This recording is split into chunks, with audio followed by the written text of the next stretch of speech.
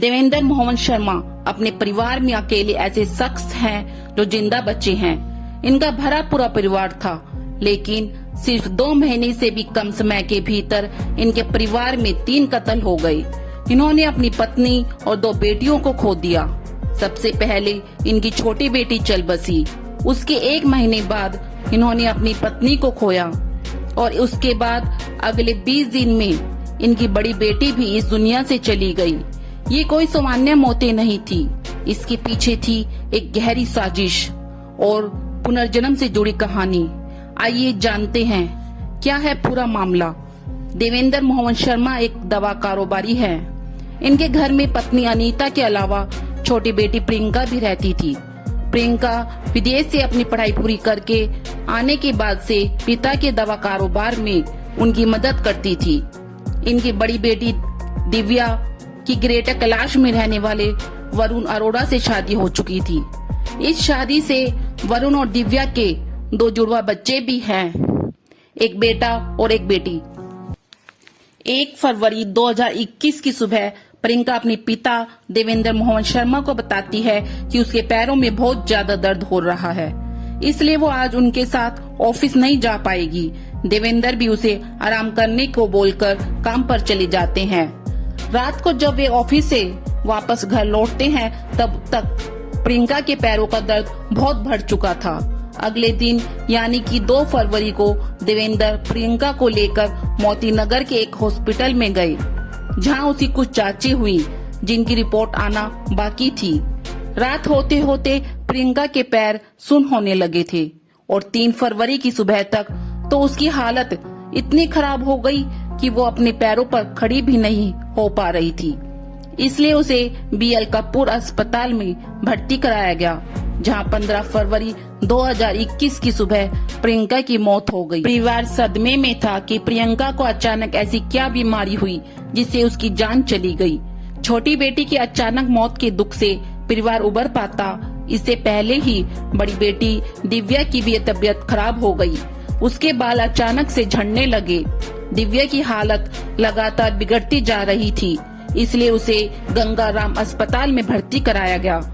इधर दिव्या ICU में जिंदगी और मौत से जूझ रही थी और उधर मां अनीता की भी तबीयत खराब हो गई। फिर 4 मार्च को उन्हें भी अस्पताल में भर्ती करना पड़ा। इनके घर में काम करने वाली महिला भी इसी तरह से अचानक बीमार हो गई। देवेंद्र मोहन शर्मा की सेहत भी लगातार बिगड़ रही थी। उनके बाल भी झड़ने लगे थे, लेकिन हालत इतनी ज्यादा खराब नहीं थी जितनी उनकी पत्नी और बेटी की थी, इसलिए वे उनका ध्यान रख रहे थे। इसके बावजूद इलाज के दौरान 21 मार्च को उनकी पत्नी अनीता की भी मौत हो गई। अब तक देवेंद्र ने अपनी छोटी बेटी प्रियंका और पत्नी अनीता को खो दिया था। उनकी बड़ी बेटी दिव्या कोमा में जा चुकी थी और उसका भी बच पाना मुश्किल लग रहा था। जांचों से कुछ पता नहीं चल पा रहा था कि आखिर बीमारी क्या है। फिर देवेंद्र मोहन शर्मा के एक परिचित डॉक्टर की सलाह पर टॉक्सिक टेस्ट करवाया गया। ये जांच शरीर के मौजूद जहर और जहरीले केमिकल की उपस्थिति का पता करने के लिए की जाती है। जांच रिपोर्ट से इन सबके शरीर में थैलियम के होने का खुलासा हुआ। थैलियम एक ऐसा धीमा जहर है जो धीरे धीरे जिंदगी को खत्म कर देता है। थैलियम के शरीर में पहुंचने के कुछ घंटों के भीतर ही मांसपेशियों में दर्द और सुन्न होने जैसे लक्षण महसूस होते हैं। कुछ दिनों के अंदर बाल झड़ना शुरू हो जाते हैं। धीरे धीरे मांसपेशियां बेकार होने लगती है, याददाश्त चली जाती है और आखिर में इंसान खत्म हो जाता है। जांच रिपोर्ट में थैलियम की पुष्टि होते ही देवेंद्र मोहन शर्मा को कुछ याद आया और उन्होंने 23 मार्च को पुलिस से अपने दामाद वरुण अरोड़ा की शिकायत कर दी। पुलिस ने उससे पूछताछ की, लेकिन वरुण ने कुछ नहीं बताया। उस रात पुलिस ने उसे घर जाने दिया। रात में वरुण ने अपने घर में रखे थैलियम की थोड़ी सी मात्रा खुद भी ले ली, जिससे कि पुलिस उस पर शक न करे।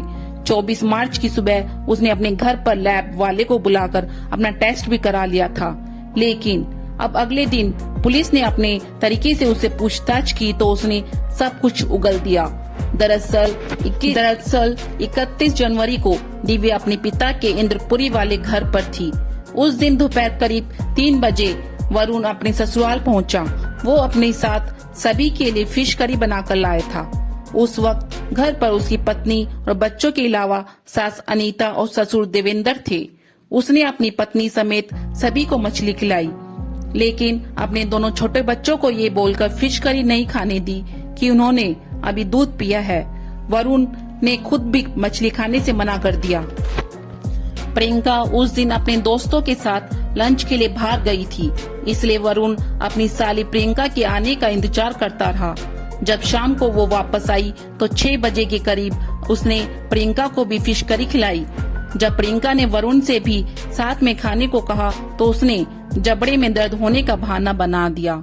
वरुण जो फिश करी बनाकर लाया था उसमें थैलियम मिला हुआ था। उसने अपनी साजिश के अनुसार सभी को फिश करी खिलाई और अपने घर वापस लौट आया, जिसके बाद प्रियंका और अनीता की जान चली गई और दिव्या कोमा में थी। बाद में 9 अप्रैल को दिव्या ने दम तोड़ दिया। वरुण अरोड़ा ने थैलियम देने से पहले ससुराल वालों को लेड और मरकरी देकर मारने की योजना भी बनाई थी, लेकिन उसे डर था कि ऐसा करने से उन लोगों की तुरंत मौत हो जाएगी और वो पकड़ा जाएगा। इसलिए बाद में उसने थैलियम जैसा धीमा जहर देकर सबको मारने का प्लान बनाया। वरुण ने इंटरनेट पे सर्च करके 22,000 रुपए देकर थैलियम का जुगाड़ किया और 3 लोगों की जान ले ली। पुलिस ने वरुण के घर की तलाशी भी ली, जहां से थैलियम की एक शीशी बरामद हुई। जो कहानी वरुण ने पुलिस को बताई वो ये है कि इस हत्याकांड से 12 साल पहले वरुण और दिव्या की शादी हुई थी। दोनों ही परिवार आर्थिक रूप से संपन्न थे।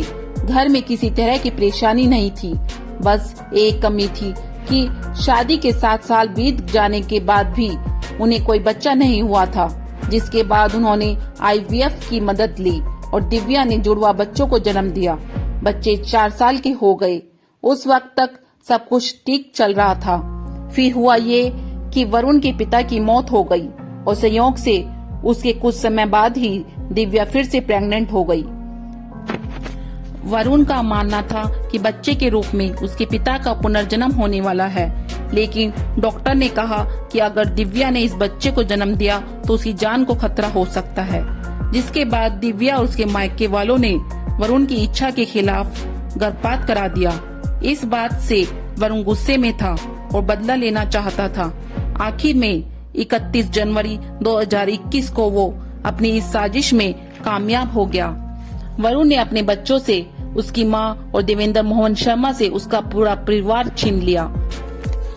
ये उनका अंधविश्वास था या पुनर्जन्म सच में संभव है? आप क्या राय रखते हैं? कमेंट करके जरूर बताइएगा। मेरी वीडियो को लाइक एंड सब्सक्राइब भी जरूर करिएगा। फिर मिलते हैं एक नई क्राइम स्टोरी के साथ। जब तक सतर्क रहें, सावधान रहें।